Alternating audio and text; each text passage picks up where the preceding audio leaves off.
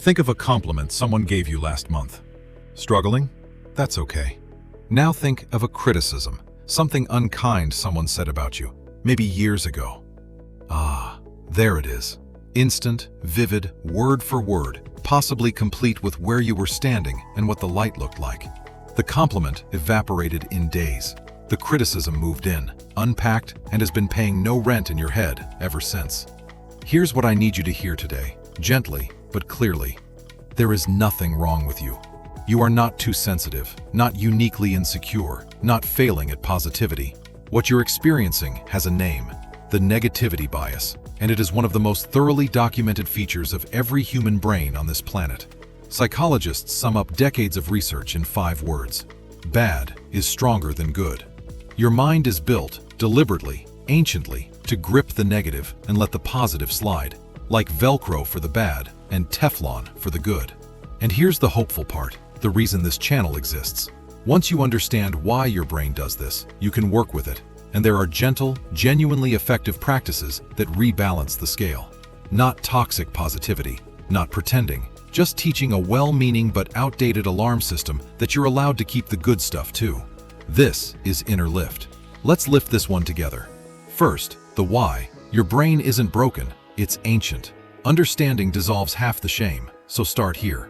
Your negativity bias isn't a flaw, it's an inheritance. For millions of years, your ancestors lived in a world where the cost of missing something bad, the predator, the poison, the enemy, was death, while the cost of missing something good, a berry bush, a sunny afternoon, was merely a missed bonus.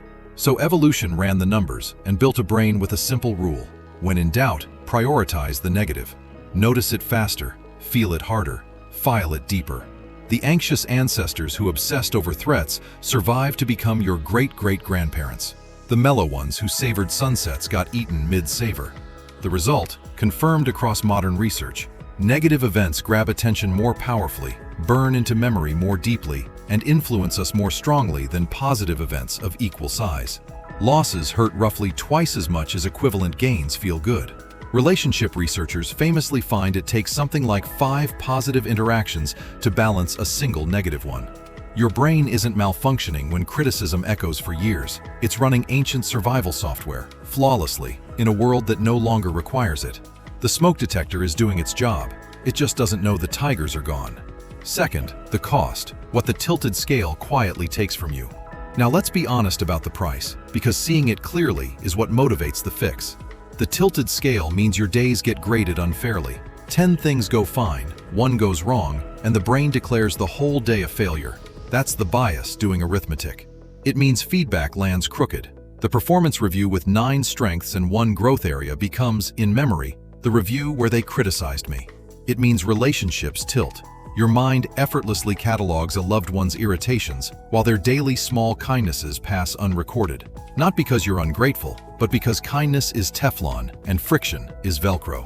And it means your self-portrait gets painted with the wrong brush. A lifetime of absorbed criticisms and slid-off compliments compounds into an inner voice far harsher than the evidence ever justified. Here's the sentence worth sitting with. Your negativity bias means your memory is not a fair witness to your own life. The record it keeps is real, but it's edited by a frightened ancient editor who saves every wound and discards most of the warmth. Which means the harsh conclusions you've drawn from that record deserve, at minimum, an appeal. Third, the practices. How to gently rebalance the scale. The good news, and it's genuinely good. The bias can't be deleted, but it absolutely can be counterweighted. And the practices are small, kind, and backed by real research. Practice 1. Let the good soak. Here's the key insight from psychologists who study this. Positive experiences slide off not because they're weak, but because we give them seconds of attention while giving negatives hours. The fix is almost embarrassingly simple. When something good happens, a compliment, a small win, a nice moment, stay with it for 15 or 20 unhurried seconds. Feel it, name it, let it register. You're not inflating anything, you're just giving the good experience the same processing time the bad ones take by force. Researchers describe this as helping positive moments actually install instead of merely occurring. 20 seconds, a few times a day. That's the whole practice, and it works. Practice 2. Keep evidence the editor can't delete. Because your inner editor discards the good, keep external records it can't touch. A few lines each evening of what went right. The gratitude research is robust here. Or, my favorite, a kind words file, where you save the compliments, thank you messages, and warm moments as they happen. This isn't vanity, it's correcting the witness. On the hard days, when the ancient editor presents its curated museum of your failures, you'll have the counter exhibit, in writing, in your own hand. Practice 3. Name it in the moment and rerun the math. When one bad thing is swallowing a good day, or one criticism is eating 10 kindnesses, say it, literally. That's the negativity bias. Naming the distortion creates just enough distance to rerun the arithmetic honestly. What actually happened today? All of it? And extend the same correction outward. Deliberately notice and mention the good in the people you love, because their ancient editors are starving too. And remember the 5-to-1 finding. Warmth needs volume to outweigh friction. Finally, mind your inputs. A news and feed diet engineered around alarm is a negativity bias with a subscription plan, and curating it is self-care, not avoidance.